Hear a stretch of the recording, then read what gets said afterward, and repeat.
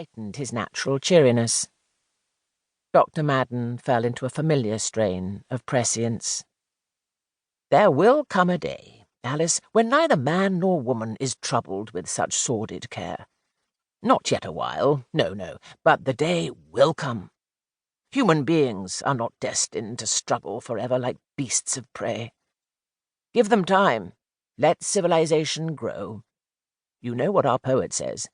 There the common sense of most shall hold a fretful realm in awe."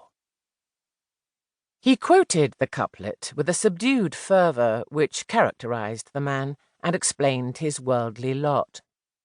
Elkanah Madden should never have entered the medical profession. Mere humanitarianism had prompted the choice of his dreamy youth. He became an empiric, nothing more. "Our poet," said the doctor. Clevedon was chiefly interesting to him for its literary associations. Tennyson he worshipped. He never passed Coleridge's cottage without bowing in spirit.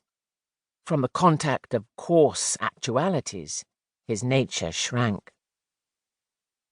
When he and Alice returned from their walk, it was the hour of family tea. A guest was present this afternoon. The 8 persons who sat down to table were as many as the little parlour could comfortably contain.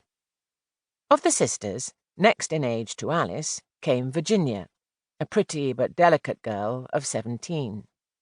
Gertrude, Martha, and Isabel, ranging from 14 to 10, had no physical charm but that of youthfulness. Isabel surpassed her eldest sister in downright plainness of feature.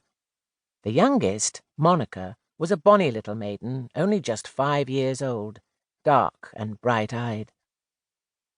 The parents had omitted no care in shepherding their fold. Partly at home, and partly in local schools, the young ladies had received instruction suitable to their breeding, and the elder ones were disposed to better this education by private study. The atmosphere of the house was intellectual. Books, especially the poets, lay in every room. But it never occurred to Dr. Madden that his daughters would do well to study with a professional object. In hours of melancholy, he had of course dreaded the risks of life, and resolved, always with postponement, to make some practical provision for his family. In educating them as well as circumstances allowed, he conceived that he was doing the next best thing to saving money, for if a fatality befell, teaching would always be their resource. The thought, however, of his girls having to work for money was so utterly repulsive to him that he could never seriously dwell upon it. A vague piety supported his courage. Providence would not deal harshly with him and his dear ones. He enjoyed excellent health. His practice decidedly improved. The one duty clearly before him was to set an example of righteous life and to develop the girls' minds in every proper direction. For, as to training them for any path save those trodden by English ladies of the familiar type, he could not have dreamt of any such thing. Dr. Madden's hopes for the race were inseparable from a maintenance of morals and conventions such as the average man assumes in his estimate of woman. The guest at table was a young girl named Rhoda Nunn. Tall, thin, eager-looking, but with a promise of bodily vigour, she was singled at a glance as no member of the Madden family.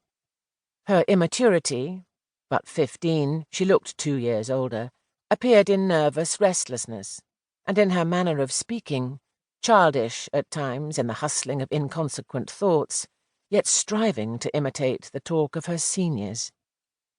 She had a good head, in both senses of the phrase. Might or might not develop a certain beauty, but would assuredly put forth the fruits of intellect. Her mother, an invalid, was spending the summer months at Clevedon, with Dr. Madden for medical adviser, and in this way the girl became friendly with the Madden household. Its younger members she treated rather condescendingly.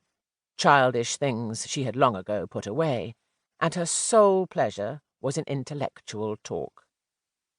With a frankness peculiar to her, indicative of